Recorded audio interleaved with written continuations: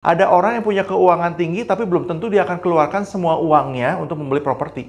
Jangan sampai di kemudian hari jadi trouble yang membuat ujung-ujungnya tidak terjadi akad atau penjualan. Ada kebutuhan dari si buyer, ada keinginan dari si owner yang harus dijembatani dalam sebuah kesepakatan.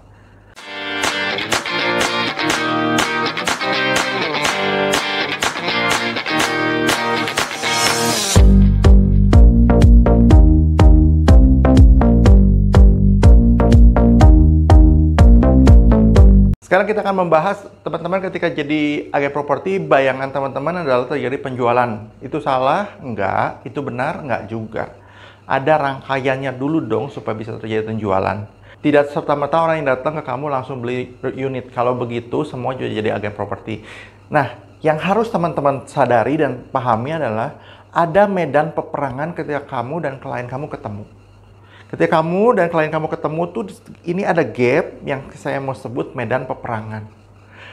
Ketika kamu mau memenangkan pertarungan atau peperangan sehingga akhirnya klien kamu membeli, nggak tiba-tiba kamu bisa langsung menyelesaikan peperangan tersebut.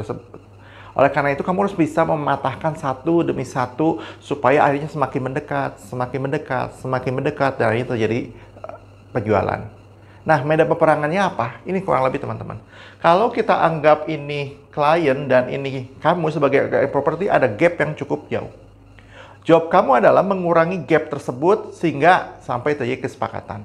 Nah, saya mau pilah medan peperangan ini menjadi tiga bagian yang harus kamu taklukkan dulu. Tidak bisa serta-merta masuk kesepakatan. Yang pertama kamu harus pilah adalah bagian ini, lokasi. Ini medan peperangan kamu pertama, lokasi. Jadi apa yang harus kamu lakukan? Sesering mungkin kamu keliling dengan dia. Sesering mungkin kamu keliling dengan dia untuk menemukan tempat yang cocok. Tapi ingat ya, jangan sampai terjebak dengan ini. Keliling tapi kamu tidak memprofiling kemampuan keuangan dia. Keliling tapi kamu tidak memprofilingkan kebutuhan dia seperti apa. Akhirnya kamu hanya keliling-keliling dan habis waktu tanpa medan peperangan ini dikalahkan. Jadi pastikan kamu keliling dengan mengetahui lebih detail apa dan bagaimana yang dia harapkan untuk membeli sebuah rumah. Sesudah kamu keliling dengan dia dan menemukan 1-2 rumah yang menarik, yang harus kamu kalahkan adalah budget dia. Pisahkan ya teman-teman, budget dia sama keuangan dia. Ini dua hal yang berbeda. Ada orang yang punya keuangan tinggi tapi belum tentu dia akan keluarkan semua uangnya untuk membeli properti. Jadi tetap dalam sebuah pembelian barang, ada budget tertentu yang disiapkan. Yang teman-teman harus cari tahu adalah jangan kamu melihat, wah dia mobilnya bagus, Lamborghini untuk lihat showing rumah.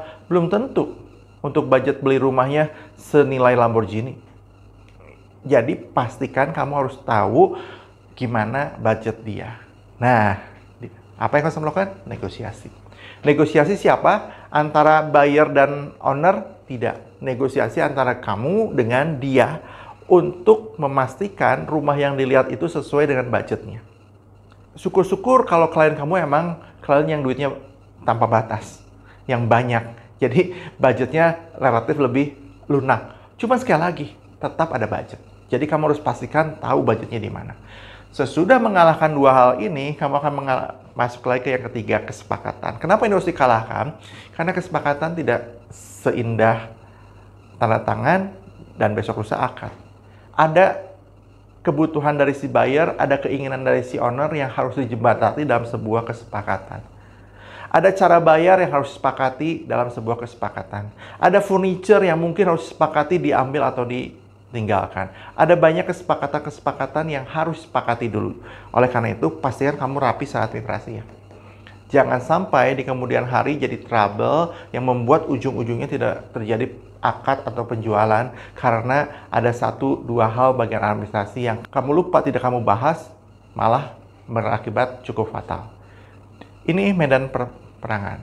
Jadi bayangkan teman-teman, ketika kamu ketemu klien, anggaplah kamu sedang berperang dengan dia.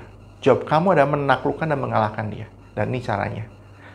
Bagi menjadi 3 bagian, menangkan 1 bagian demi 1 bagian. Dan kalau kamu menangkan 3 bagian ya, saya nggak tahu berapa lama kamu akan memenangkan itu. Tapi kalau kamu memenangkan 3 bagian itu, saya yakin kamu akan dapat cuan.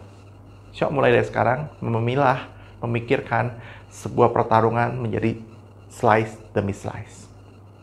Kalau kamu merasa video ini menarik, share kepada yang lain. Pastikan semua agen properti punya message yang sama sehingga kita bertemu dengan klien dengan lebih semangat, lebih tahu apa yang harus dilakukan, dan mendapatkan cuan yang maksimal dari penjualan tersebut.